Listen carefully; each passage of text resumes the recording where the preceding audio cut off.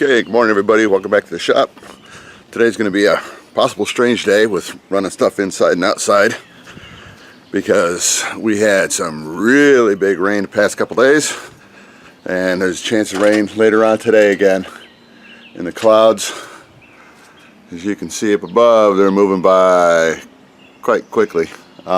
So down here on the ground it's not too bad. It's wet. I'm sure mosquitoes are going to come out and attack me, but that's their job. So what I'm going to do here is we're going to open up the shop, let the light in, and then I'm going to go ahead and start moving everything outside. I'm going to set this up, I'm going to set you guys up on the stand. And I've got some other little doodads that you haven't seen yet. If you can kind of see it, the little fuzzy thing in the corner. I've got a new external mic with the little fuzzy, whatever you want to call it, the little fuzzy thing. It worked out good yesterday. We had today is I'm going to get this wrong. I think today is July 18th, and it's been 2 weeks since I've worked on a plane. Yesterday, our club had the Wounded Warrior Project. We had an outing for them, so ended up being a great event. So everybody had a good time. Took a bunch of video. Unfortunately, I still have to figure out how to get this video camera set up so I can do good video footage from the ground. As soon as the plane takes off, I lose focus on it. So I'm gonna work on that. Had some really good footage, but none of it's coming out, so I don't even know if I'm going to be able to piecemeal anything together for you guys to see. If I can, you'll see that possibly before this video. But regardless, you know, it's just the way things go. I just got to keep trying, just like the airplane. Just got to keep trying. So, all right, I'm going to come out here. I'm going to get everything set up. Figure out. Wow, there's better light. And I'll figure out where to set the camera up, probably at this angle, seeing the way the light's coming through around the house. As soon as the sun crests over the top of the house, then it'll be nice and bright down here. But let me get everything set up, and let's get to work. Got a lot of stuff to do.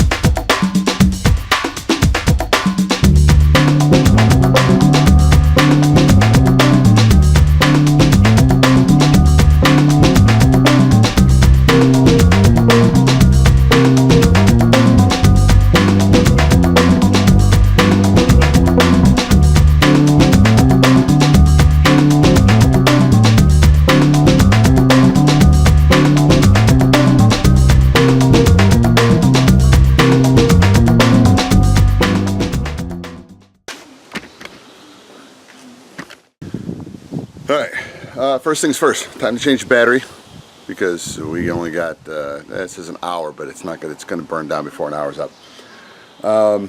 Get the clamps on the wings and then get out the little square. Let's start doing some measuring and figure out how long and how wide the jury struts are going to be. And then I've already got some wood semi-prepped for the jury struts. So it's just going to be just making the drawings and then adapting from there. So let me get this finished up, and I'll bring it back when I'm doing the measuring. Alright, after about 20 minutes of trying to figure out how I want to progress with getting the proper measurements of the jury struts, what I'm going to do is probably the smartest way to do it. I'm going to get measurements, just measure them down, and then because I have to plane out the jury struts, I got to get them to close to the final dimensions before I get everything locked in on where I want the jury struts to ride in here. And I don't know, I'm going to try this because I've got a whole different new setup with this, so you're going to have to bear with me in this one. I'm going to kind of show you how I want to get my base measurements, not on the distance across the strut, but from the wing down to the strut. So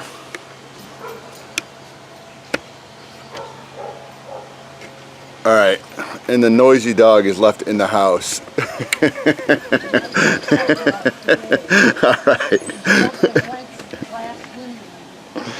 Alright, let's see how well I can do with this. This is going to be really strange. Alright, and I don't know how well it's going to come out in the video, but we're going to try it. Alright, so what I'm doing, this is where it's going to get, the screw is going to get attached on the top, and then it's going to come down to the strut down here. So I'm going to do is just come across and use this inside joint right here is the measurement. Just kind of where I think it's going to be, because I'm going to cut these pieces. I'm going to cut these pieces long anyway, because you can always make it shorter. Once it's cut, you can't make it longer. So what I'm going to do is I'm going to just set it up here, and then I'll come down and I'll put a little mark down there, and then I'm just going to come in with my ruler just to get a basic length, and I'll probably cut it an inch longer, so I can go in and get everything planed to the final shape, and then I don't know. That's what I'll do. I'll just get it. Sorry about this. I'll get it. I'll just basically get it set up. And I don't know if I'll bring it back in for a speedy up video. I might. The only way you're going to find out is if you keep watching. So I'll get everything cut, planed. I might just do it that way and then just bring it back in. Just so I've got less editing to do in the videos, because editing is fun. I'll get, yeah,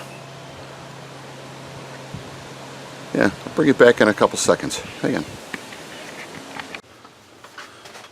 Okay, for all my friends that question my sanity, you got every right to. I'm going to post a picture right now on how the video camera setup is, just to try to get better lighting in here. Alright, I'm going to bring you along on my little journey of how I made these so that they're actually, that's the shape that I wanted. Alright, what I ended up doing was I took some poplar, ripped it on the bandsaw, glued it together, and you can see how perfectly uneven it is. Then I did what I always do. Oops, oh, it's like a freaking earthquake. Came over to my little bench top and set up my little planing jig. It's pinned into it, and it's got a stop over here on the end. I had to put some 1/4 inch ply together. That sits up on here, and it leaves the little stop just proud. And then what I ended up doing was coming in, sliding this in after I cut it to length. I cut it to 7 inches, slid it in here, then came in with the plane and evened everything out and made them rectangular. Then, because there was no easy way, sorry about the mess, there was no easy way to get that radius on it that I was battling for. I took my little, this was the little sanding block that I was trying to find that's going to be used, excuse me, it's going to be used for the to round over the longerons on the fuselage to make it look like it's rounded steel tubing. I tried this on it, and it worked okay. It worked okay for getting that angle on it. So once I get, so anyway, what it did is it rounded the corners. So I need to back up on that one. It didn't give it this angle. It rounded the corners, and it was a whole lot of work just to get it to round the corners with this. It's better for smoothing, even though it's 40 grit. It's better for smoothing. So what I ended up doing is I came back, got a couple scrap pieces of spruce, because I've got a bunch of little scrap pieces. Put it up in the bandsaw through my little jig that I've got set up, and if I can find it, I'll show you. If I can't, I won't. Talk amongst yourselves. Talk amongst yourselves. Here it is. This is a little jig that I built for making, I forget what you call it.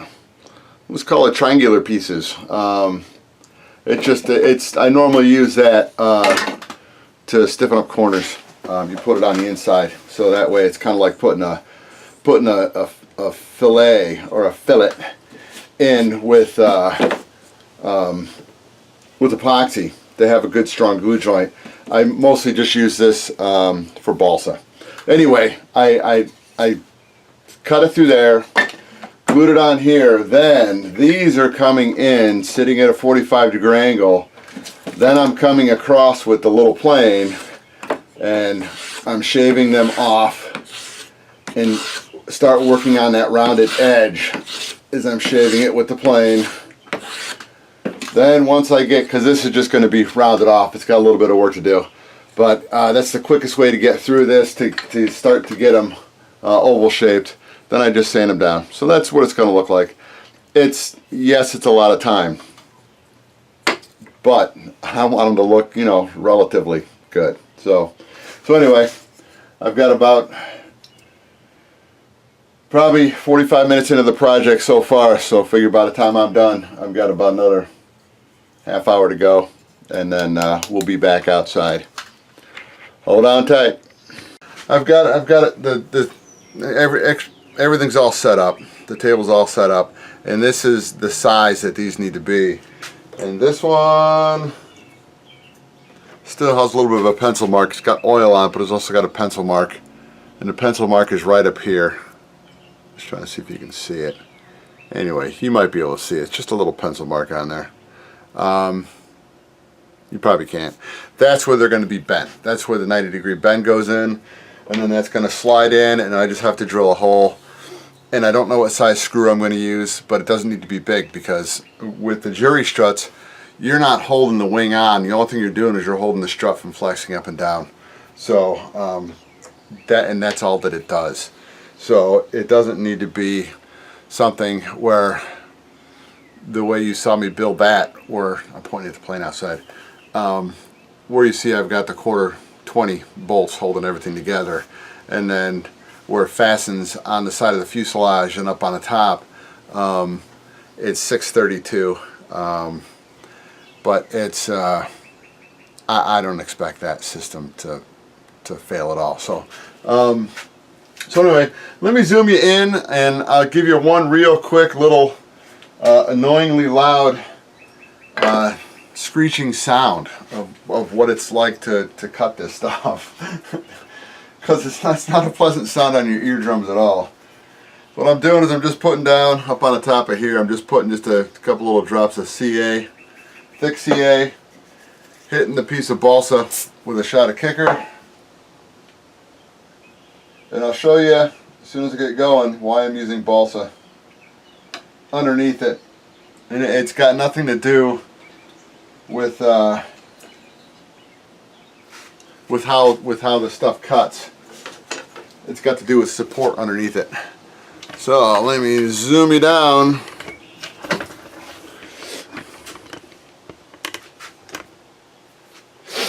What this does is it makes this and this the same height. So if I didn't have it, it'd be wanting to push this down on it.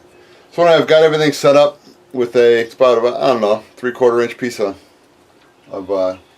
scrap balsa, that sits up against the little straight edge, and this comes in, this goes up against, touches it, turn it on, and plug your ears.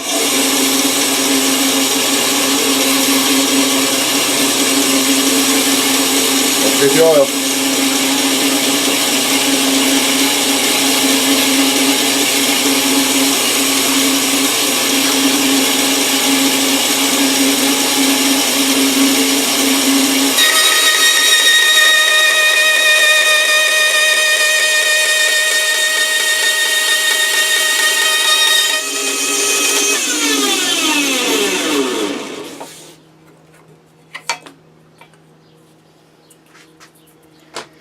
and that's it. It's all cut out. Just don't touch it, because brass transfers heat so fast. And when I'm saying transfers heat, I mean right to the tip of your fingers. You can burn yourself pretty good on it, and it's like aluminum. You don't know when it's hot. It doesn't change colors. It doesn't start to darken up. Once it hits a certain temperature, it will start to orange. It'll turn a little bit orange, but it's not like steel, where you'll notice it start to oxidize and turn black, and then it'll turn orange, and then red, then yellow, or red, yellow, orange. I think it's red, orange, yellow. So anyway, there's 4 of those cut, and I'm hoping I'm gonna have enough with this piece. I've got 2, 4, 5, 6. I got 7 more, and I don't know if that's 7 inches worth. So we're gonna find out, because I don't have any more of this. I'm gonna have to go get some more, and then when I cut this, because you live to that nice screechy sound. If I can find it, it's the whole foot-long piece I have to put on the bandsaw and cut it, and it takes probably about 5+ minutes to cut this. And you can't touch it. You can't touch the metal when you're cutting, because it starts just radiating so much heat from it that you can't pick it up.